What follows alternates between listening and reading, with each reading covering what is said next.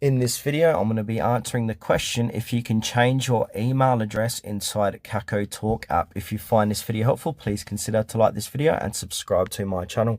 In saying that, let's just jump straight into the video. All right, so what I'm going to do is open up Kakao Talk. Now from here, I'm going to click onto where it says more, bottom right hand corner of the page, 3 dots. And now I'm going to click onto account. And once this loads, I'm going to click onto my email address that's going to appear. So here's my email address. And now let's see if we can change that email address. So I'm going to click into it. And it says primary tutorials 23. And under that, it says you can log into your Kakao account via email.